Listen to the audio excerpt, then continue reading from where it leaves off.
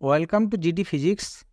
3রা April 2024 supreme কোর্টে 10C মামলার শুনানি হয় মহামান্য বিচারপতি জে.কে. মাহেশ্বরী ও বিচারপতি সঞ্জয় কারোলের বেঞ্চে।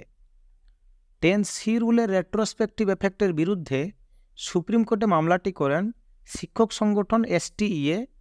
তাদের মূল দাবি ছিল 10C রুল তথা রেশনালাইজেশন অফ টিচার্সের যে রুল রয়েছে সেটি যেহেতু 2017 সালে এসেছে, তাই তার আগে জয়েন করা শিক্ষক শিক্ষিকাদের উপর এই রুল যেন প্রয়োগ না করা হয়। বেশ কিছু শিক্ষক শিক্ষিকার ট্রান্সফার এই রুলের উপর ভিত্তি করে হয়ে গেছিল।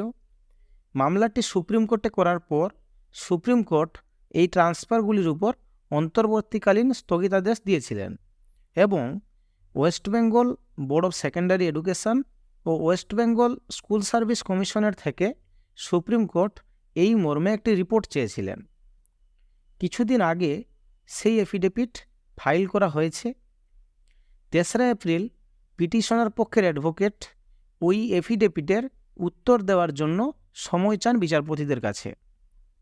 রাজ্যের পক্ষ থেকে বলা হয় আর বেশি সময় নষ্ট না করে যাতে স্থগিতাদেশ তুলে নেওয়া হয় সেই আবেদন করা হয় রাজ্যের পক্ষ থেকে। শেষমেশ বিচারপতিরা পিটিশনার পক্ষকে পাল্টা উত্তর দেওয়ার জন্য 4 সপ্তাহ সময় দিয়েছেন। স্থগিতাদেশ আগের মতো রইল। মামলাটির পরবর্তী হিয়ারিং 31শে জুলাই 2024। দুই পক্ষের এফিডেভিট পাওয়ার পর বিচারপতিরা একটা সিদ্ধান্তে পৌঁছাবেন। তখন আমরা বুঝতে পারব শুধুমাত্র 2017 সালের পরের টিচারদের নাকি সমস্ত টিচারদের উপরে এই 10C রুল প্রয়োগ করা হবে এবং সরকার রাজ্যের যে কোনো জায়গায় টিচারদের ট্রান্সফার করতে পারবেন। তাই এই মামলা অত্যন্ত গুরুত্বপূর্ণ। মামলাটির দিকে আমাদের নজর থাকবে।